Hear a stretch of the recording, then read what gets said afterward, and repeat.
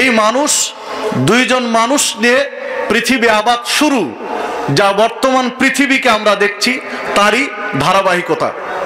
বর্তমান পৃথিবীর 750 কোটি মানুষ বসবাস করছে, তারই ধারাবাহিকতা ওই দুইজন থেকেই। তো যুগ যুগ ধরে নারী পুরুষ সমাজে বসবাস করছে। কালক্রমে একটা সময় এসে, একটা পর্যায়ে এসে নারীদের অধিকার, নারীদের মর্যাদা ভুলুণ্ঠিত হয়। তাদের মর্যাদা, তাদের অধিকার তৎকালীন সমাজের মানুষ দিতে ব্যর্থ হয়। তাদের ন্যায্য অধিকার পাওনা তৎকালীন সমাজের মানুষ দিতে পারেনি। যে যুগটাকে বলা হয় জাহেলি যুগ, অজ্ঞতার যুগ, বর্বরতার যুগ, অসভ্যতার যুগ, মূর্খদের যুগ। এই যুগে আল্লাহ রাব্বুল আলামিন মানুষকে সত্যের পথ দেখানোর জন্য, সঠিক পথ দেখানোর জন্য নির্বাচন করলেন সারা পৃথিবীর সর্বশ্রেষ্ঠ মানব হিসাবে নবী মুহাম্মদুর রাসূলুল্লাহ সাল্লাল্লাহু আলাইহি ওয়াসাল্লামকে। নবী মুহাম্মদুর রাসূলুল্লাহ সাল্লাল্লাহু আলাইহি ওয়াসাল্লাম কোন মানের ব্যক্তি, যে একটি হাদিসের মধ্যে বোঝা যায়। সহিহ মুসলিমের 570 নম্বর হাদিস, আল্লাহ রাসূল সাল্লাল্লাহু আলাইহি ওয়াসাল্লাম বলছেন, আতি বাবাল জান্নাহ ইয়াউমাল কিয়ামা ফাস্তাফতি।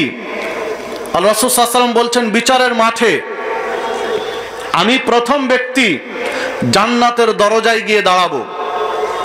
এরপরে বলবো ফাস্তাফতি, দরজা খুলে দাও, খুলো দরজা। ফায়াকুলুল খাজেন, যিনি প্রহরী জান্নাতের দরজা ভিতর থেকে লাগিয়ে রেখেছিলেন, তিনি জিজ্ঞাসা করবেন, মান আনতা, আপনি কে, আপনার পরিচয় কি? ফাকুলু, তখন আমি বলবো মুহাম্মদ সাল্লাল্লাহু আলাইহি ওয়াসাল্লাম, আমার পরিচয় হলো আমি মুহাম্মদ সাল্লাল্লাহু আলাইহি ওয়াসাল্লাম। তখন আল্লাহ রাসূল সাল্লাল্লাহু আলাইহি ওয়াসাল্লাম বলছেন, ফেরেশতা জান্নাতের দরজা খুলে দিয়ে বলবেন, বিকা উমিরতু লা আফতাহু লি আহাদিন ক্বাবলাক। আল্লাহ রাব্বুল আলামিন জান্নাত সৃষ্টি করার পরে এর পাহারায় আমাকে রেখে দিয়েছেন। আল্লাহ রাব্বুল আলামিন বলে দিয়েছেন, তোমাকে একটি মাত্র দায়িত্ব পালন করতে হবে, একটি তোমার কাজ, একটি দায়িত্ব, সেটি হচ্ছে মুহাম্মদ সাল্লাল্লাহু আলাইহি ওয়াসাল্লামের পূর্বে কেউ যেন জান্নাতে প্রবেশ করতে না পারে। হাদিস সহিহ মুসলিমের। মানে আল্লাহ রাব্বুল আলামিন বিচারের পরে জান্নাতে প্রথম প্রবেশের অধিকার দিবেন যাকে, তিনি হচ্ছেন মুহাম্মদুর রাসূলুল্লাহ সাল্লাল্লাহু আলাইহি ওয়াসাল্লাম।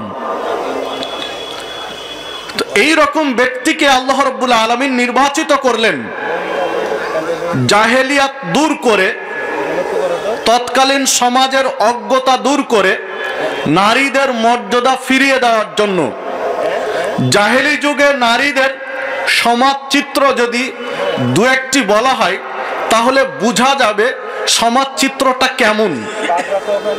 ইতিহাস থেকে আপনাকে দু একটি কথা বলি, যে ইতিহাসগুলো প্রামাণ্য ইতিহাস হিসাবে ধরা হয়। যেমন জাহেলি যুগে নারীর কোনো মর্যাদা ছিল না, তাদের কোনো অধিকার ছিল না। পিতার সম্পদে, স্বামীর সম্পদে, বাবা মার সম্পদে তাদের কোনো ন্যায্য অধিকার দেওয়া হতো না। তাদের বৈবাহিক নীতি যে কয়েকটি ছিল তার মধ্যে জঘন্য কিছু নীতি ছিল। যেমন একটা নারী বিয়ের উপযুক্ত হলে তার বিয়ের পাত্র আহ্বান করা হতো, ডাকা হতো। যারা তাকে বিয়ে করতে চায় তারা তার সাথে রাত যাপন করত। যদি ভালো লাগতো তাহলে বিয়ে করত, নতুবা সে তাকে ত্যাগ করত, অন্য আরেকজন আসতো যে তাকে বিয়ে করতে চায়। এই রকম একটি বর্বর জঘন্য নীতি তাদের মধ্যে ছিল, যেটা একটা মনুষ্য জাতির জন্য শোভনীয় নয়। যা গরু ছাগলের আচরণ, এমনটা ছিল তাদের আচরণ। নারীদেরকে কারো শখ জেগেছে, দেখার প্রয়োজন পেটে বাচ্চা কিভাবে আছে, কিভাবে থাকে, নারীদের ডেকে নিয়ে পেট চিরে দেখা হতো বাচ্চাটা কি অবস্থায় আছে। একসময় ছটপট করে নারী মারা যেত, মহিলাটি মারা যেত, কিন্তু তাদের কোনো বেদনা লাগতো না, কারণ নারীদের কোনো মর্যাদা নেই। এইরকম একটি সমাজে রাসূলুল্লাহ সাল্লাল্লাহু আলাইহি ওয়াসাল্লাম নারীদের মর্যাদার বাণী নিয়ে আগমন করলেন আল্লাহ রাব্বুল আলামিনের নির্দেশনায়। আল্লাহ রাব্বুল আলামিন নারীদের বৈবাহিক নীতি বললেন। রাসূলুল্লাহ সাল্লাল্লাহু আলাইহি ওয়াসাল্লাম বৈবাহিক নীতি বললেন, বিবাহের পদ্ধতি বললেন, কন্যা হিসাবে একটা নারীর অধিকার কি, মর্যাদা কি তা বললেন। মা হিসাবে একটা নারীর মর্যাদা কি, অধিকার কি সেটা নিশ্চিত করলেন। স্ত্রী হিসাবে একটি নারীর মর্যাদা অধিকার কি তা নিশ্চিত করলেন। দাদি হিসাবে, নানি হিসাবে একটি নারীর মর্যাদা এবং অধিকার কি সেটিও নিশ্চিত করা হয়েছে ইসলামে। চলুন আমরা একটু বিশ্লেষণ করি। রাসূলুল্লাহ সাল্লাল্লাহু আলাইহি ওয়াসাল্লাম বৈবাহিক নীতি বললেন, যা আপনারা শুনেছেন, যে আলোচনা আপনারা আগেও শুনে থাকবেন, এটি স্বাভাবিক। একটু বিশ্লেষণের জন্য আপনাদের নজরে দিয়ে আমি আমার মূল আলোচনায় ফিরে যাব। যে হাদিসটি সহিহ বুখারীর মধ্যে বর্ণিত হয়েছে, রাসূলুল্লাহ সাল্লাল্লাহু আলাইহি ওয়াসাল্লাম বলছেন, একটা নারীকে বিবাহ করা হয় চারটি দিক দেখে। একটা নারীর চারটি বিষয় লক্ষ্য করে একটা নারীকে একটা পুরুষ বিবাহ করে। বিবাহ করে তার সৌন্দর্য দেখে, তার বংশমর্যাদা দেখে, তার ধন সম্পদ দেখে এবং তার ধর্ম দেখে। তার সৌন্দর্য, বংশমর্যাদা, ধন সম্পদ এবং দিনদারিতা, পরহেজগারিতা, এই চারটি বিষয় দেখে সাধারণত একটা নারীকে একটা পুরুষ বিয়ে করে। আর রাসূল সাল্লাল্লাহু আলাইহি ওয়াসাল্লাম বলছেন, চারটির শেষটিকে মূল্যায়ন করতে, পরহেজগারিতা, দিনদারিতা, তাকওয়াশীল নারীকে নির্বাচন করতে আগের তিনটি গুণ যদি থাকে ভালো, যদি না থাকে, 4 নম্বর গুণটা যদি পুরোপুরি থাকে, পরহেজগারিতা, দিনদারিতা, তাকওয়াশীল, এই গুণ যদি পুরোপুরি থাকে, তাকেই প্রাধান্য দিতে, তাকে নির্বাচন করতে, তাকে সিলেক্ট করতে, নির্ধারণ করতে নসিহত করলেন রাসূলুল্লাহ সাল্লাল্লাহু আলাইহি ওয়াসাল্লাম। কেননা আল্লাহ রাব্বুল আলামিন কুরআন মাজিদের সূরা হুজরাতের মধ্যে বলেছেন, ইন্না আকরামাকুম ইনদাল্লাহি আতকাকুম, নিশ্চয় তোমাদের মধ্যে সর্বোত্তম ওই ব্যক্তি যে তাকওয়াশীল, পরহেজগারিতায় উত্তম। যার পরহেজগারিতা যত বেশি, যার তাকওয়া যত বেশি, তার মর্যাদা আল্লাহ রাব্বুল আলামিনের কাছে তত বেশি। তার মর্যাদা আল্লাহ রাব্বুল আলামিনের কাছে তত বেশি, যার তাকওয়া যত বেশি। দেখুন সূরা তালাকের মধ্যে আল্লাহ রাব্বুল আলামিন উল্লেখ করেছেন, ওমাইয়াত্তাকিল্লাহ, যে ব্যক্তি আল্লাহকে ভয় করে, যে ব্যক্তি তাকওয়াশীল, যে ব্যক্তি তাকওয়াশীল, আল্লাহকে ভয় করে, ইয়াজআল লাহু মাখরাজা, আল্লাহ বিপদ আপদে তার একটা পথ বের করে দেন। যত বড়ই বিপদে পড়ুক না কেন, যত বড়ই সমস্যায় পড়ুক না কেন, আল্লাহ একটা পর্যায় সৃষ্টি করে দেন তার জন্য, তার বাঁচার একটা পথ বের করে দেন।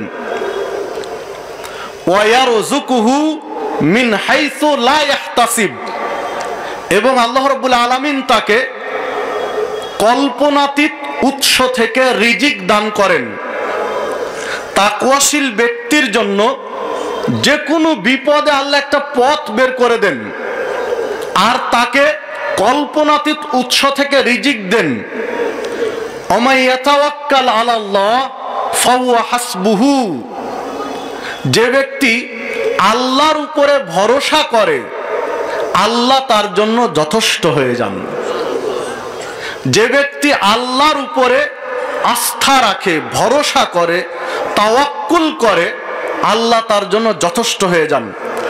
তো যে কথা বলছিলাম, যে মহিলা তাকওয়াশীল, যে মহিলা পরহেজগার, যে নারী দ্বীনদার, তার বিপদ আপদে আল্লাহ পথ বের করে দেন, তাকে সর্বোত্তম কল্পনাতীত উৎস থেকে রিজিক দেন, আল্লাহ তার জন্য যথেষ্ট হয়ে যান। বিধায় রাসূলুল্লাহ সাল্লাল্লাহু আলাইহি ওয়াসাল্লাম এই রকম নারীকে স্ত্রী হিসাবে নির্বাচন করতে বললেন। এই রকম নারীকে স্ত্রী হিসাবে প্রাধান্য দিতে বললেন। তিনটি গুণের অভাব থাকলেও, সৌন্দর্যে ঘাটতি থাকলেও, সম্পদে ঘাটতি থাকলেও, বংশমর্যাদায় ঘাটতি থাকলেও, পরহেজগারিতা যদি কানায় কানায় পূর্ণ থাকে, তাকওয়াশীল দ্বীনদার যদি হয়, তাকেই প্রাধান্য দিতে বলেন স্ত্রী হিসাবে।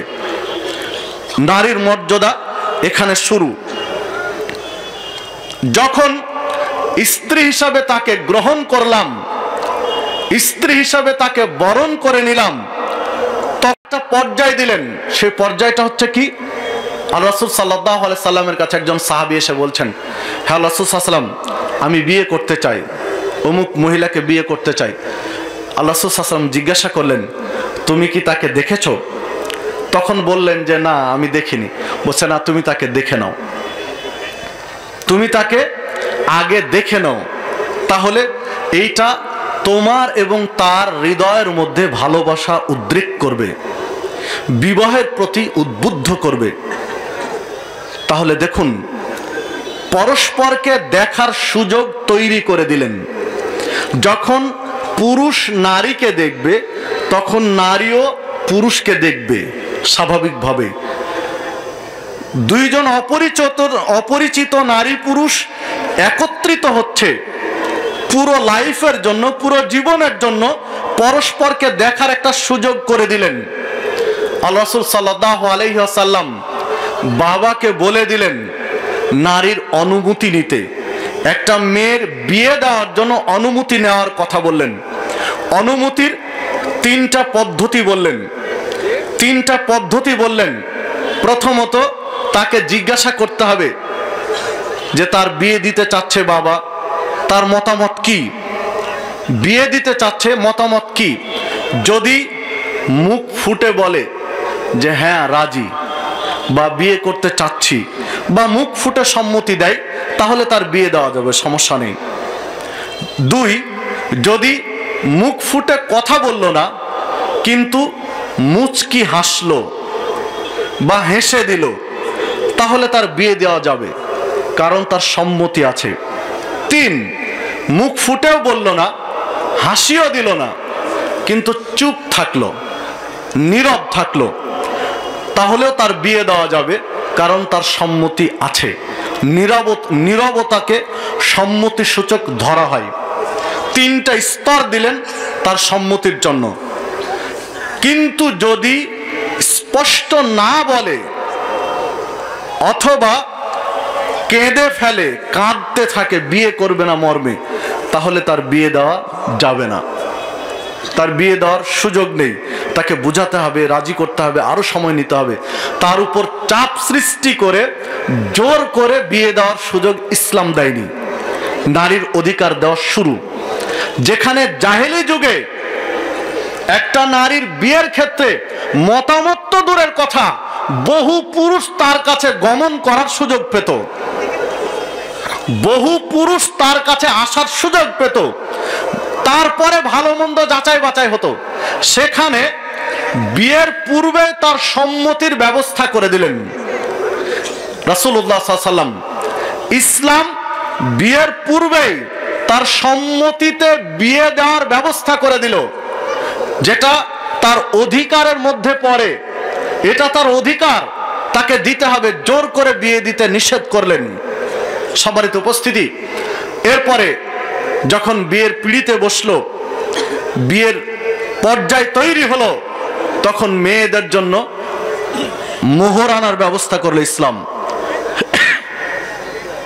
সূরা নিসা 4 নম্বর আয়াতে আল্লাহ রাব্বুল আলামিন উল্লেখ করেছেন ওয়াতুন নিসা সাদুকাতিহিন্না লিহলাতান। আল্লাহ রাব্বুল আলামিন বলছেন তোমরা তাদের অধিকার ফিরিয়ে দাও, তাদের প্রাপ্য মনে করে, তাদের প্রাপ্য মনে করে, তাদের হক মনে করে, তাদের অধিকার মনে করে ইহসানের সাথে তাদের মোহর পরিশোধ করে দাও। এটা কিন্তু আল্লাহ রাব্বুল আলামিনের পক্ষ থেকে নির্দেশ।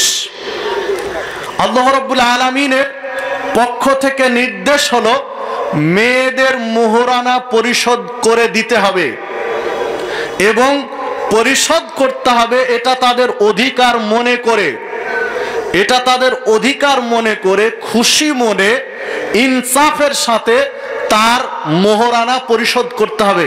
এটা আল্লাহ রাব্বুল আলামিনের নির্দেশ।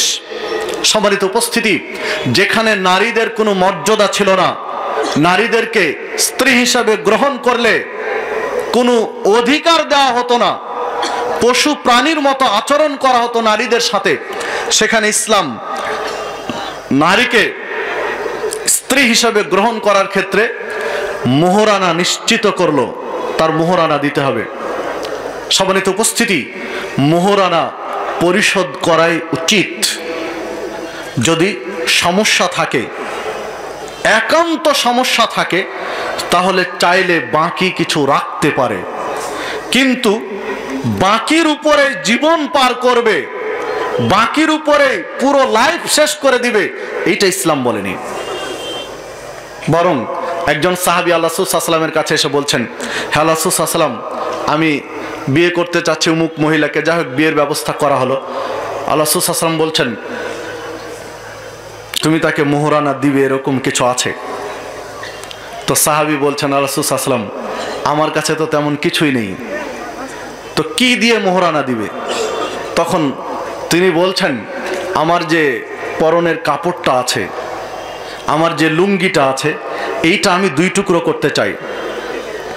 আমি 2 টুকরো করে 1 টুকরো আমি তাকে দিতে চাই, আর আরেক টুকরো আমি পড়তে চাই। এইভাবে আমি বিয়ে করতে চাই।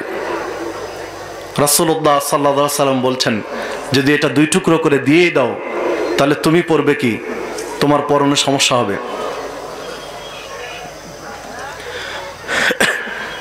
তোমার পরনে সমস্যা হবে, তোমার পরনে সমস্যা হবে। বিধায় অন্য কিছু শেষ পর্যন্ত বলতে বলতে আল্লাহ রাসূল সাল্লাল্লাহু আলাইহি ওয়াসাল্লাম বললেন, যদি তামার লোহার একটি আংটিও হয়, সেটিও ব্যবস্থা করো। এমনকি হাদিসে এই পর্যন্ত গেলেন যে কোরআন, তুমি যে কোরআন তেলাওয়াত জানো, এই কোরআন শিখানোর বিনিময়ে তুমি তাকে বিয়ে করবে। মানে মোহরানাটা নিশ্চিত করলো, মোহরানা আদায় করে বিয়ের ব্যবস্থাটা পাকাপোক্ত করলো। কিন্তু আজকে আমাদের সমাজে কি হচ্ছে? আমাদের সমাজে বর্তমানে কোন প্রক্রিয়া আগাচ্ছে? 1,05,100 টাকা মোহর, তন্মধ্যে 100 টাকা নগদ আর 1,05,000 টাকা বাকিতে বিয়ে পড়ানো হচ্ছে। এমনটা হচ্ছে নাকি? এটা তার সাথে প্রতারণা শামিল নয় কি? এটা তার সাথে প্রতারণা করা হচ্ছে কি না, হচ্ছে নাকি? সম্মানিত উপস্থিতি, আপনারা আমার একটু বোঝা উচিত, আপনারা আমার একটু ভাবা উচিত, আপনারা আমার একটু বিশ্লেষণ করা উচিত যে আমরা কোন প্রক্রিয়া আগাচ্ছি, আমরা কিভাবে আগাচ্ছি। আল্লাহ রাসূল সাল্লাল্লাহু আলাইহি ওয়াসাল্লাম সাহাবীদেরকে কি শিখালেন, আর আমরা কি শিখলাম, আমরা কিভাবে আগাচ্ছি। তাদের মোহরানা যেখানে খুশি মনে, তাদের হক মনে করে দেওয়ার কথা, সেখানে আমরা মোহরানা ক্ষমা চাচ্ছি বাসর রাতে। বাসর রাতে স্ত্রীর কাছে ক্ষমা চেয়ে নিচ্ছি, বা পরবর্তীতে স্ত্রীর কাছে ক্ষমা চেয়ে নিচ্ছি, বা এই যে প্রক্রিয়াগুলো গ্রহণ করছি, যেটা প্রতারণার শামিল, যেটা প্রতারণার মধ্যে পড়ে যায়। আপনাকে আমাকে প্রতারণা থেকে বাঁচার চেষ্টা করতে হবে, তাদের মোহরানা আদায় করতে হবে। দেখুন, মোহরানা আদায় করে যখন বিয়ে হয়ে গেল, মোহরানা আদায় করে বিয়ে হলো, সংসার জীবন শুরু, তখন আল্লাহ রাসূল সাল্লাল্লাহু আলাইহি ওয়াসাল্লাম বলছেন, তুমি যেই মানের খাবার খাবে সেই মানের খাবার খাওয়াবে, তুমি যেই মানের পোশাক পরো সেই মানের পোশাক তাকে পরাবে। অধিকারগুলো দেখেন, নিজে যে মানের খাবার খাচ্ছে সেই মানের খাবার খাওয়ানোর জন্য বললেন, নিজে যে মানের পোশাক পরছে সেই মানের পোশাক পরানোর জন্য বললেন। অথচ আমরা নিজেরা যেই স্ট্যাটাস নিয়ে চলি, আমাদের স্ত্রীর ক্ষেত্রে সেই স্ট্যাটাস মেনটেন খুব কম পুরুষই করি। আমরা বাহিরে যেই মানের খাবার গ্রহণ করি, আমরা আমাদের স্ত্রীদেরকে সেই মানের খাবার খুব কম পুরুষই দিয়ে থাকি। আল্লাহ রাব্বুল আলামিন কুরআন মাজিদে নারীদের সম্পদের বিষয়টা নিশ্চিত করলেন। স্বামীর সম্পদে সন্তান যদি না থাকে তাহলে স্বামীর সম্পদের 1/4 স্ত্রীর জন্য বরাদ্দ করলেন। যদি স্বামীর সন্তান থাকে তাহলে নারীর জন্য 1/8, 8 ভাগের 1 ভাগ স্ত্রীর জন্য বরাদ্দ করলেন। পিতার কাছ থেকে কন্যা হিসাবে যদি একজন কন্যা থাকে, আর কেউ নেই, আপন সন্তান নেই, তাহলে বাপের অর্ধেক সম্পদ নারীর ওই কন্যার জন্য ইসলাম নিশ্চিত করলো। যদি অন্য ওয়ারিস নেই, তার ভাই নেই, কন্যা 2 জন আছে, তখন 3 ভাগ সম্পদের 2 ভাগ কন্যার জন্য নিশ্চিত করেছে ইসলাম। 2 কন্যার জন্য পুরো সম্পদের 3 ভাগের 2 ভাগ 2 কন্যা নিবে। এরপরে যদি পুত্র কন্যা একসাথে থাকে, পুত্র আছে কন্যা আছে একসাথে, তাহলে পুত্রের অর্ধেক নারী কন্যার জন্য ইসলাম নিশ্চিত করেছে। পুত্র যা পাবে তার অর্ধেক পাবে কন্যা। যদি ভাই বোন হয়, ভাই বোন একসাথে আসে, তাহলে বাপের সম্পদে ভাই বোন ভাগ করবে, ভাই নিবে ডবল, বোন নিবে অর্ধেক। এইভাবে স্বামীর সম্পদে নারীর অধিকার ইসলাম নিশ্চিত করেছে। সূরা আলে ইমরানের মধ্যে, সূরা নিসার মধ্যে বিস্তারিত আলোচনা এসেছে। স্বামীর সম্পদে স্ত্রীর অধিকার নিশ্চিত করেছে, বাবার সম্পদে কন্যার অধিকার নিশ্চিত করেছে। যখন একটা নারী মা হিসেবে আসবে, তখন সন্তানের যদি তার যদি ছেলে মেয়ে থাকে, তাহলে 6 ভাগের 1 ভাগ মা নিবে সন্তানের সম্পদ থেকে, যদি ছেলে মেয়ে থাকে। আর ছেলে মেয়ে নেই, যে মারা গেছে তার ভাই বোন 2 বা ততোধিক নেই, তখন সম্পূর্ণ সম্পদের 1/3 মায়ের জন্য বরাদ্দ করেছে ইসলাম। মা সন্তানের পুরো সম্পদের 3 ভাগের 1 ভাগ ভোগ করবে। যদি মৃত ব্যক্তির ছেলে মেয়ে না থাকে, তাহলে ভাই বোন নেই, ছেলে মেয়ে নেই, তখন একটা নারীকে মা হিসাবে সম্পদ দিচ্ছে ইসলাম। একটা নারীকে স্ত্রী হিসাবে সম্পদ দিচ্ছে ইসলাম। একটা নারীকে কন্যা হিসাবে সম্পদ দিচ্ছে ইসলাম। যেখানে নারীর কোনো অধিকারই ছিল না, তখন কয় সূত্র থেকে দিচ্ছে দেখুন। অধিকারের ক্ষেত্রে যদি আসি, তাহলে 8 প্রকারের নারী সম্পদ পায়। 8 প্রকারের নারী সম্পদ পায়। মা সম্পদ পায়, দাদি বা নানি সম্পদ পায় সিস্টেম অনুযায়ী। এরপরে সহোদর বোন সম্পদ পায়, বৈমাত্রেয় বোন সম্পদ পায়, বৈপিত্রেয় বোন সম্পদ পায়, কন্যা সম্পদ পায়, পৌত্রী সম্পদ পায়, স্ত্রী সম্পদ পায়, 8 প্রকারের নারী সম্পদের অধিকার রাখে। বোন 3 প্রকারের, সহোদর বোন, বৈপিত্রীয় বোন, বৈমাত্রীয় বোন। কন্যার স্তরে 2 প্রকার, কন্যা আর পৌত্রী মানে পুত্রের কন্যা, 5 জন গেল। মুরব্বীরা 2 জন, মা এবং দাদি বা নানি, 7 জন গেল। আর স্ত্রী 1 জন, 8 জন কন্যা সম্পদ পাই। তো যেখানে 8 জন নারীকে ইসলাম সম্পদ দেওয়ার বিষয় নিশ্চিত করেছে, সেখানে অনেক অমুসলিম বা কিছু মুসলিম যারা এই বিষয়গুলো অবগত নয়, তারা বলে ইসলাম নারীদের অধিকার নিশ্চিত করেনি বা অধিকার দেয়নি। এটা একটা ডাহা মিথ্যা কথা, এটা একটা ডাহা অন্যায়, নির্ভেজাল একটি মিথ্যা কথা। হ্যাঁ, নারীকে সম্পদ দেওয়ার ক্ষেত্রে লিদ্দাকারে মিসলু হাদ্দিল উনসাইন, 2 নারী 1 পুরুষ অনুপাতে পাবে। 2 বোন যা পাবে, ভাই একাই তা পাবে। এইটা কিন্তু ইসলাম বলেছে।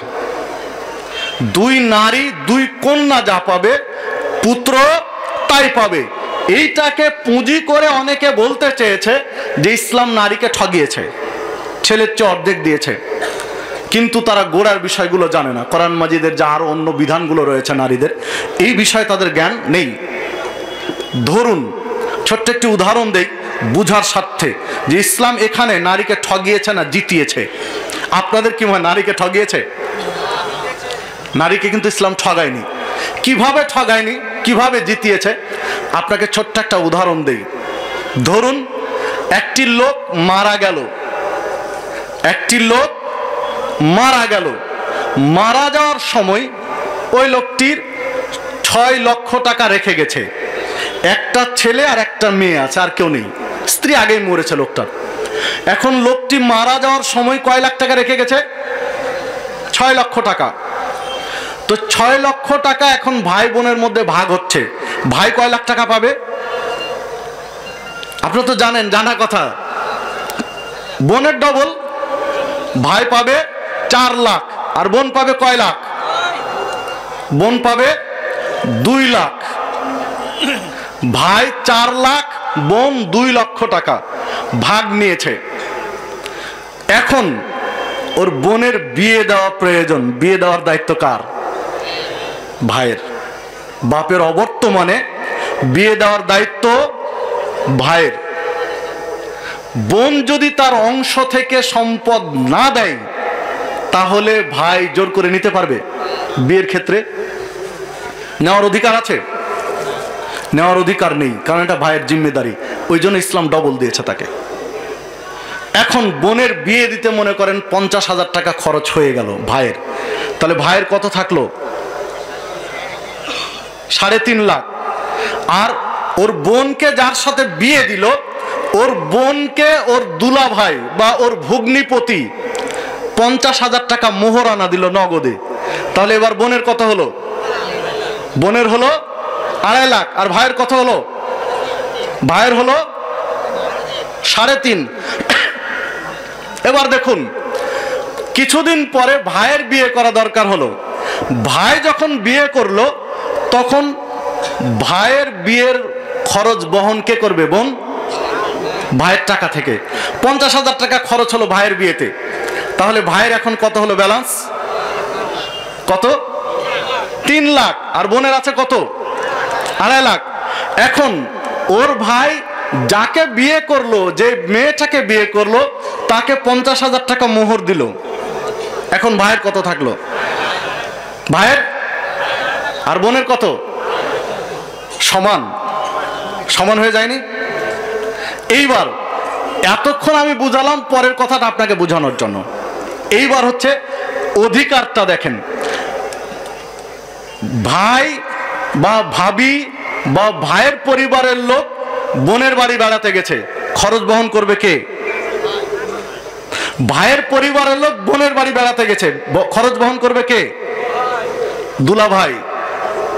বোনের শ্বশুর ফ্যামিলি, ওর 2.5 লাখ টাকা থেকে 1 টাকা খরচ হবে? 1 টাকা খরচ হবে? হবে না। ওর বোন অসুস্থ, চিকিৎসা করবে কে? তার ভগ্নিপতি। তার কাপড় দরকার, তার এটা প্রয়োজন, তার ওটা প্রয়োজন, তার এই দরকার ওই দরকার, সব প্রয়োজন কে মিটাবে? তার ভগ্নিপতি। তার 2.5 লাখ টাকা ক্যাশ, যা আছে তাই, ধসবে না। এইবার ওর ভাইয়ের বাড়ি যখন বোন বেড়াতে আসলো, তখন ভাইয়ের সম্পদ থেকে যাবে না বোনের সম্পদ থেকে? ভাইয়ের সম্পদ থেকে। তার খরচ, তার জীবিকা নির্বাহ, তার ভরণ পোষণ, বা তাকে কিছু যদি হাদিয়ে দিতে চাই, সব খরচ হবে ভাইয়ের কাছ থেকে। তো ইসলাম যদি বলেন তাহলে তো দেখে মনে হচ্ছে ভাইকেই ঠগিয়েছে। ওর কিন্তু কোনো খরচ নেই। স্বামীর সংসারে যদি 1 টাকা দিতে না চায়, ইসলামের দৃষ্টিতে স্বামীর কোনো অধিকার নেই 1 টাকা জোর করে স্ত্রীর কাছ থেকে নেওয়ার। স্বেচ্ছায় যদি দিতে চাই যে তোমার সংসার চলছে না, আমার কাছে তো অনেক টাকা, আমি 10,000 টাকা দিলাম, তুমি খরচ করো, স্বেচ্ছায় দিতে চাইলে নিতে পারবে। কিন্তু ছলে বলে কৌশলে প্রতারণা করে ফাঁদ পেতে সিস্টেমের মধ্যে ফেলে দিয়ে স্ত্রীর টাকা ভোগ করবে স্বামী, এই অধিকার ইসলাম দেয়নি। আমি বুঝাতে পারলাম কিনা জানি না। প্রকারান্তরে যদি খেয়াল করে দেখি, তাহলে নারীকে ইসলাম ঠগায়নি, বরং নারীকে ইসলাম পরিপূর্ণ মর্যাদা দিয়েছে। নারীকে ইসলাম পরিপূর্ণ মর্যাদা দিয়েছে। এরপরে যখন গর্ভে সন্তান আসলো, অধিকারের দিকগুলো বলছি। যখন গর্ভে সন্তান আসলো, সন্তান ভূমিষ্ঠ হলো, ছেলে হোক চাই মেয়ে হোক, স্ত্রীর প্রতি দুর্ব্যবহার করার সুযোগ ইসলাম দেয়নি। দিয়েছে কি? বরং কন্যা সন্তান জন্ম নিলে ইসলাম স্পেশাল কিছু উপহারের কথা বলেছে, তাই নয়? আল্লাহ রাসূল সাল্লাল্লাহু আলাইহি ওয়াসাল্লাম বলছেন, কেউ যদি 3টি কন্যা সন্তানকে বিয়ের উপযুক্ত হওয়া পর্যন্ত প্রতিপালন করে, কন্যা সন্তানকে বিয়ের উপযুক্ত পর্যন্ত 3টে কন্যা সন্তানকে লালন পালন করেছে, এরপরে সৎ পাত্রে পাত্রস্থ করেছে, তাহলে তার জন্য আল্লাহ রাব্বুল আলামিন জান্নাতে ঘর নির্মাণ করে দেন বা নির্ধারণ করে দেন, জান্নাতের জন্য তার সুসংবাদ দিয়েছেন। আল্লাহ রাসূল সাল্লাল্লাহু আলাইহি ওয়াসাল্লামকে আরেকজন সাহাবী বললেন, হে আল্লাহ রাসূল সাল্লাল্লাহু আলাইহি ওয়াসাল্লাম, যদি 2টা কন্যা সন্তান হয়, তখন বলছেন যে 2টি হলেও। সাহাবী আর জিজ্ঞাসা করেনি, তিনি বলছেন, আমার মনে হয় যদি আমি 1টির কথা বলতাম, তাহলেও হয়তো বা আল্লাহ রাসূল সাল্লাল্লাহু আলাইহি ওয়াসাল্লাম 1টির কথাই তিনি সাপোর্ট করতেন, তো আমি আর জিজ্ঞাসা করিনি। সহিহ বুখারীতে আরেকটি বর্ণনা এসেছে, একজন ভিখারিনী, একজন দরিদ্র মহিলা কিছু চাইতে, ভিক্ষে করতে আসলো আল্লাহ রাসূল সাল্লাল্লাহু আলাইহি ওয়াসাল্লামের বাড়িতে। আয়েশা সিদ্দিকা রাদিয়াল্লাহু আনহার কাছে এসে বললেন যে আমরা ক্ষুধার্ত, যদি কিছু খাবার থাকে আমাদেরকে দেন। তো আয়েশা রাদিয়াল্লাহু আনহা বলছেন, আল্লাহ রাসূল সাল্লাল্লাহু আলাইহি ওয়াসাল্লামকে কাহিনীটা শোনাচ্ছেন যে আমি ঘরে গিয়ে দেখলাম কোনো কিছুই নেই, একটা খেজুর আছে শুধু ঘরের ভিতরে, একটা খেজুর। তো এই একটা খেজুর নিয়ে এসে ওই দরিদ্র ভিখারিনী মহিলার হাতে দিলাম। তো মহিলার সাথে 2টা কন্যা সন্তান ছিল, 2টা ছোট ছোট বাচ্চা ছিল, মেয়ে। ওই মহিলা খেজুরটা 2 টুকরো করলো, 2 টুকরো করে 2টা সন্তানকে 2 কন্যার মুখে তুলে দিল, নিজে কিছু খেলো না। আল্লাহ রাসূল সাল্লাল্লাহু আলাইহি ওয়াসাল্লাম বলছেন, এই 2 কন্যা ওই মহিলার জান্নাতে যাওয়ার মাধ্যম হবে। হাদিস সহিহ বুখারীর, যে এই 2 কন্যা ওই মহিলার জান্নাতে যাওয়ার মাধ্যম হবে। সম্মানিত উপস্থিতি, তাহলে মেয়েরা জান্নাতে যাওয়ার কারণ কার? পিতামাতার জন্য। মেয়েরা, কন্যারা জান্নাতে যাওয়ার মাধ্যম পিতামাতার জন্য। এমনকি আল্লাহ রাসূল সাল্লাল্লাহু আলাইহি ওয়াসাল্লাম বলছেন যে 3টি সন্তান কন্যা, 3টি কন্যা প্রতিপালন করেছে, উপযুক্ত পর্যন্ত বিয়ে দিয়েছে, আমি এবং ওই লোকটি 3 কন্যার বাবা জান্নাতে এইভাবে থাকবো বলে আঙ্গুল 2টা জমা করে দিলেন। আঙ্গুল তুলে ধরে ফাঁকা রাখেননি, কি করেছেন? জমা করে দেখালেন, যে জান্নাতে আমরা দুইজন এভাবে থাকব, তিনটা কন্যা লালন পালন করলে।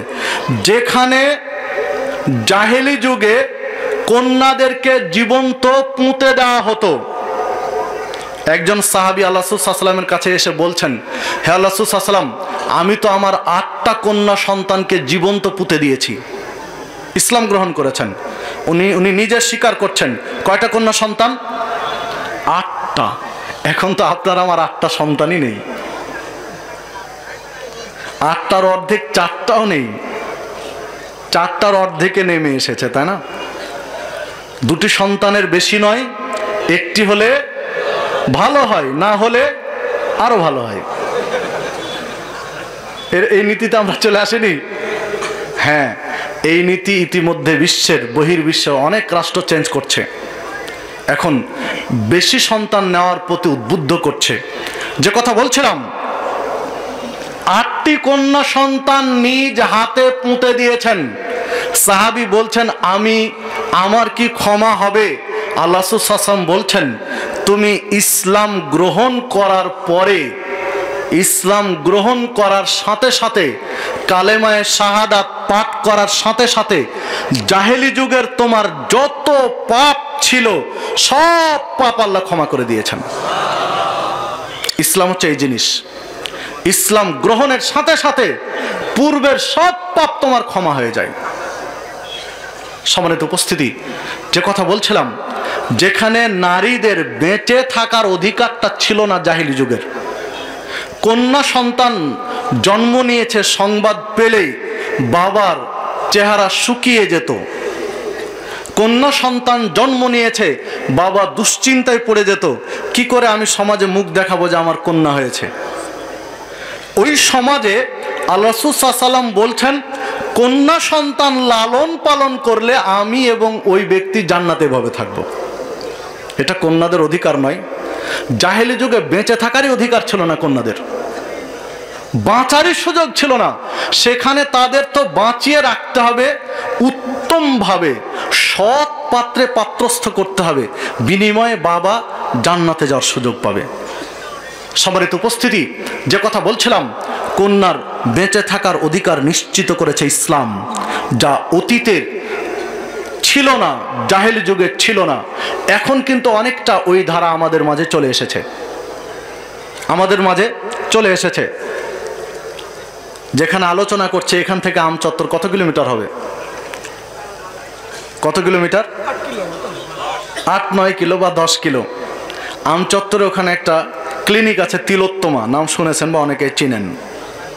ওইখানের একটা ঘটনা আপনার কাছে নকল করছি, বহুদিন আগের, বেশ কয়েক বছর আগের। ওইখানে যিনি ছিলেন, এই রকম একজন ব্যক্তির কাছে আমি শোনা। তো একটা মেয়ে হয়তোবা 30, 32 বা 35 এরকম কিছু হবে। তো কন্যা সন্তান হয়েছে, অনেক কাঁদছে আর কি। বাচ্চা হওয়ার পরে ওর কাঁদা বেড়ে গেছে। মা বা প্রসূতিদের নিয়ম হলো, বাচ্চার মুখ দেখলে দুঃখ কষ্ট কি হয়? ভুলে যায়। প্রসবের বেদনা মা হজম করতে পারে যখন সন্তানের মুখ দেখে। আর ওই মহিলা কাঁদছে, ওই মহিলা কাঁদছে। তো পাশের বেড থেকে জিজ্ঞাসা করছে আরেকজন মহিলা, তুমি কাঁদছো কেন? মানে বাচ্চা হওয়ার 1 ঘন্টা 2 ঘন্টা পরে বা কিছুক্ষণ পরে তুমি কাঁদছো কেন, কেঁদে যাচ্ছ? তখন বলছে, আমি কাঁদছি, আমার স্বামী শ্বশুর ফ্যামিলি বলে দিয়েছে যদি কন্যা হয় তাহলে তোমার এই বাড়িতে ভাত হবে না। বেশ কয়েক বছর আগের কথা বলছি। এই বাংলাদেশের মাটিতে, এই রাজশাহীর কথা বলছি, দূরের কথা নাই, যে যদি কন্যা সন্তান হয় এই বাড়িতে তোমার ভাত হবে না, সংসার হবে না তোমার এই বাড়িতে। এই জন্য আমি কাঁদছি। সেই জাহিলি যুগের রীতিনীতি আর এখনকার মধ্যে তফাৎটা কি? মাঝে মাঝে পত্রিকায় দেখা যায় ঢাকার ডাস্টবিনে বাচ্চার লাশ, কি না তো একটা কন্যা সন্তান মাঝে মাঝে পাওয়া যায়। আর পার্শ্ববর্তী ইন্ডিয়ায় যদি দেখেন, ইন্ডিয়ায় চিকিৎসা ব্যবস্থা আরো উন্নত এবং তাদের কন্যা মারার ফাঁদ আরো শক্তিশালী। এখন ভ্রূণ টেস্ট করা যায়, ভ্রূণ থাকা অবস্থায় শুক্রকীটের ভ্রূণ টেস্ট করে বলা যায়, বা যখন 43 পার হয়, 43 পার হলে আকৃতি আসে, তখনই বলা যায় যে পেটে কি আছে, ছেলে না মেয়ে। টেস্ট করে যখন ধরা পড়ে পেটের সন্তান কন্যা মেয়ে, তখন ঔষধের মাধ্যমে, মেডিসিনের মাধ্যমে এটা গলিয়ে দেওয়া হয়, এবং এর পার্সেন্টেজ অনেক বেশি ইন্ডিয়ায়। ঔষধের মাধ্যমে কন্যা সন্তানকে নষ্ট করে দেওয়া, ভ্রূণ মেরে ফেলে দেওয়া, এটা অনেক বেশি পার্সেন্টেজে। জাহেলি যুগে তারা জন্ম নেওয়ার পরে জীবন্ত পুঁতে দিত, আর এই যুগে এসে, সভ্যতার যুগে এসে আমরা মার পেটেই হত্যা করে দিচ্ছি, ভ্রূণে তাদেরকে মেরে দিচ্ছি। তাহলে আমরা কতটুকু ভালো হলাম জাহেলি যুগের মানুষের চেয়ে? জাহেলি যুগের মানুষের চেয়ে আমরা কতটুকু ভালো অবস্থানে আসলাম, কতটুকু ভালো হলাম? একটু আপনার আমার বোঝা উচিত, একটু আপনার আমার খেয়াল করা উচিত। ইসলাম এই অধিকারটা নিশ্চিত করেছে যে